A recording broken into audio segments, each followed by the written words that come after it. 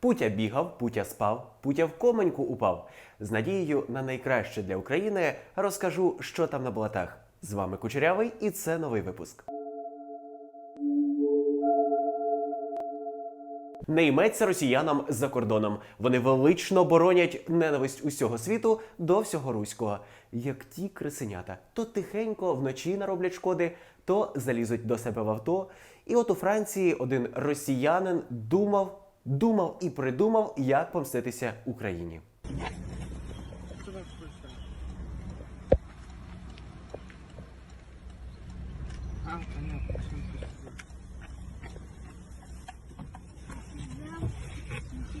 Слава України! Це мерзость. Це реально мерзость, типи. Їх взагалі, як перевертнів, починає корчити від усього українського. І якщо до паляниці... По-українськи звучить поляниця. Не зараз. І якщо до паляниці вони вже звикли, то тепер у них нова фішка – гавкати на українців за гасло «Слава Україні». Серьезно? Какая слава Украине? Вы чё, что ли, блядь?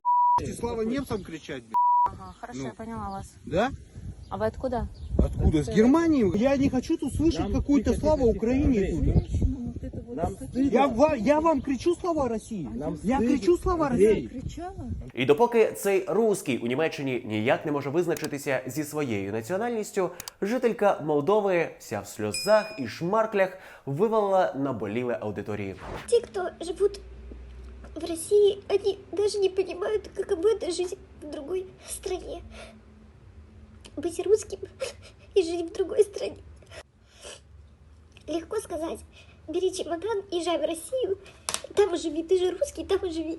А когда ты родился, ты же не виноват в том, что ты родился в другой стране. Я родилась в Молдове, здесь все мои родные.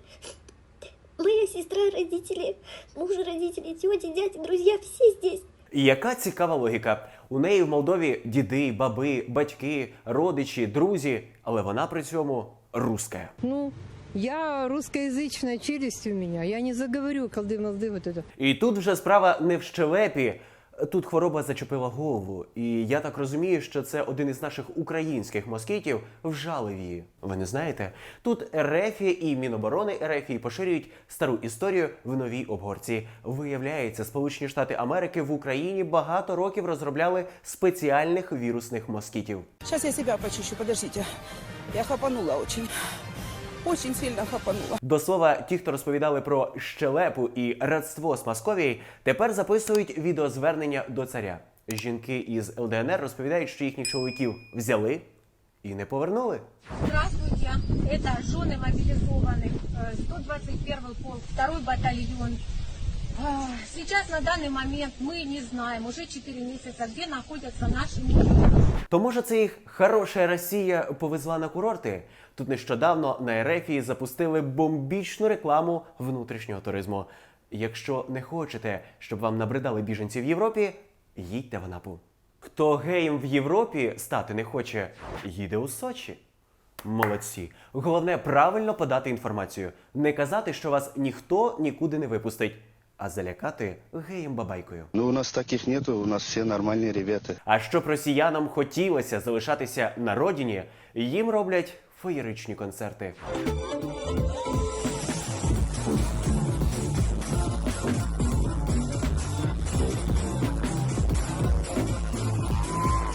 Так, після такого концерту, принаймні солісти ансамблю, точно нікуди не поїдуть. О, курва!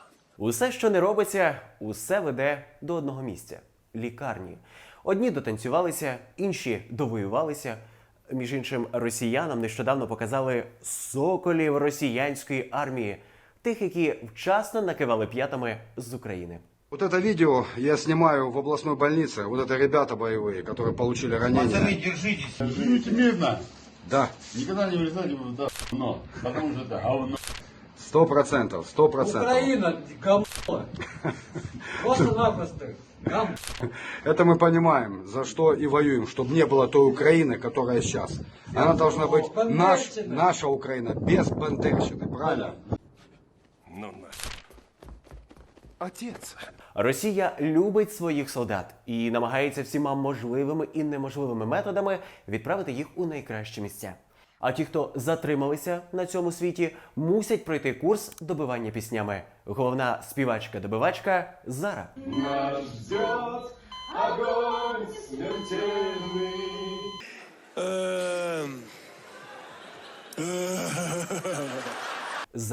Зара, і ти там будеш. Саме так називається ця тортура відспівування недобитих. Птичку жалко. Зара вже давно на естраді, тож серед її фанатів чимало контужених. Кажуть, що нещодавно щира фанатка під час концерту у Єкатеринбурзі не втримала в собі всього щастя і вивалила його із себе. Спека зняла із себе одяг і так почимчукувала додому. Ну а по дорозі треба було ж в магазин зайти.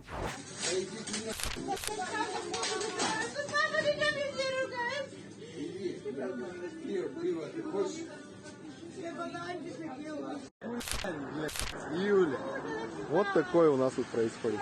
В такі моменти починаєш розуміти, як добре, що я українець. І зараз неймовірний сплеск інтересу до української мови, української культури у всьому світі. Нещодавно зустрів цілу спільноту, єдине україномовне ком'юніті, де об'єднані тисячі українців розповідають про українськомовний контент, розповідають іноземцям про Україну.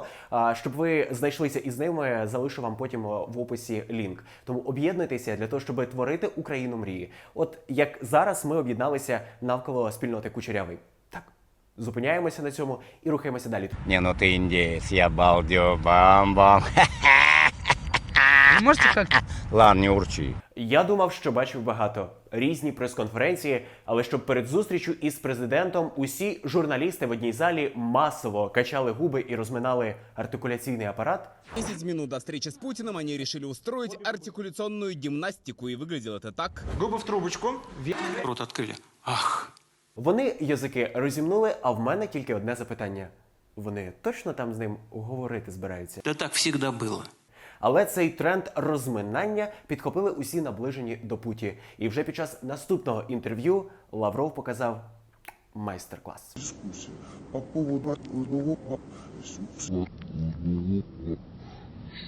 Йой-йой-йой, Танечка, а що з ротом?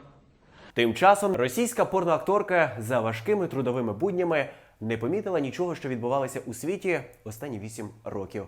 А тут, відірвавшись від роботи, вирішила якось реабілітувати ситуацію і почала звертатися до Зеленського. Каже, щоб той зупинив війну і за це готова набагато.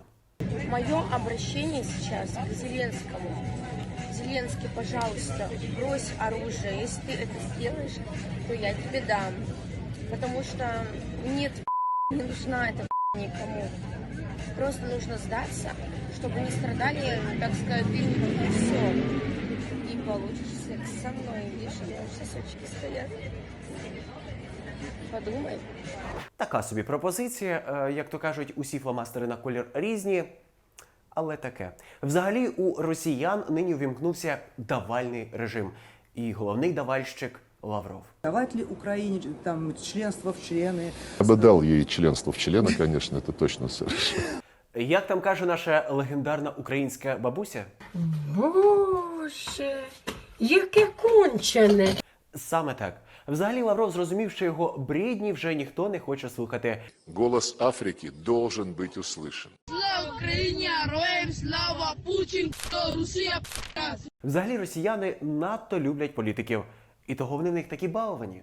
От для прикладу, хто такі російські артисти, які підтримують Україну і проти війни? Это не патриоты нашей Родины. Началось, они уехали, как будто предали нашу российскую страну. Предатели. Кто уехал? Певцы. Зачем они нам тут нужны? Будем сами тут жить. Они рванули за деньгами, за своими беречь недвижимость. Поэтому осуждаю. Так, а політики, які заварили війну і мають за кордоном чимало нерухомості, вони хто? Нет, не заработали, я считаю. А где так можно зарабатывать на целую яхту? Как-то они зарабатывают. Если наш правитель это разрешает, значит, получается нормально. Ага, зрозуміло. Нихуя не понял. Ну, очень интересно. А все тому, що росіяни дуже вдячний народ. От зараз їх відправляють на війну, а за втрачених годувальників, батьків і дітей дають на День Росії бонус. Это, чтобы вы понимали, мужа у меня нет уже 2 месяца. И они поздравили с праздником. Это мне позавтракать, а это испечь пирожки. Спасибо. С праздником. Але недовго радість була, бо виявилося, що бонусний пайок не просто бонусний, а з сюрпризом. Лимончик.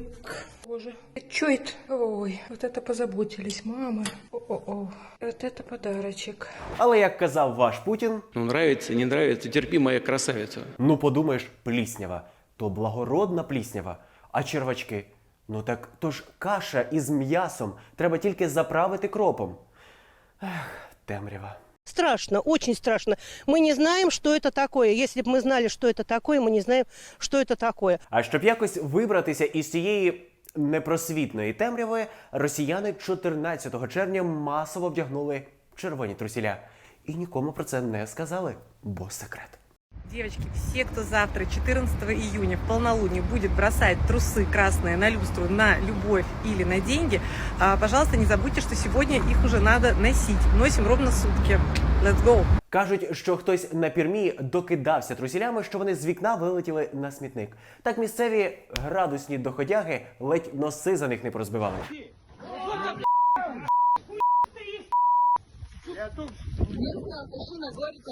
Это они, короче, делят помойку, что-то не поделили.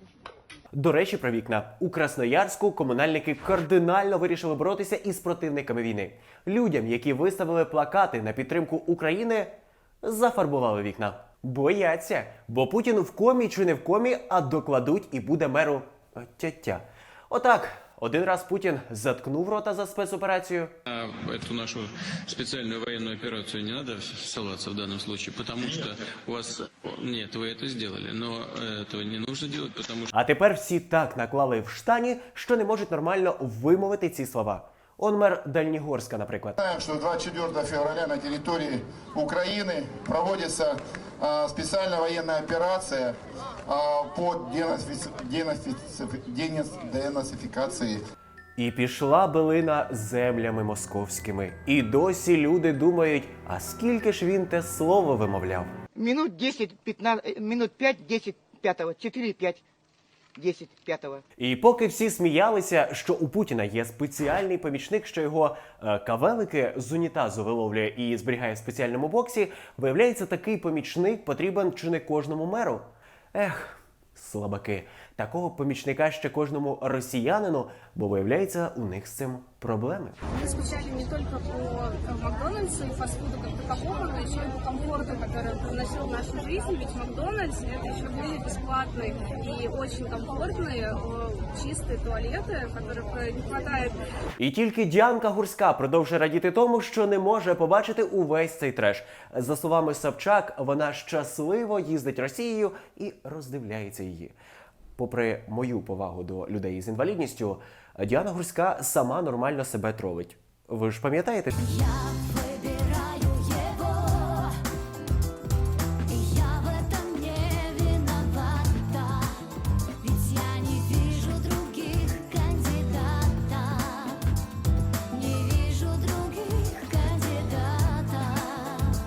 Ні додати, ні забрати.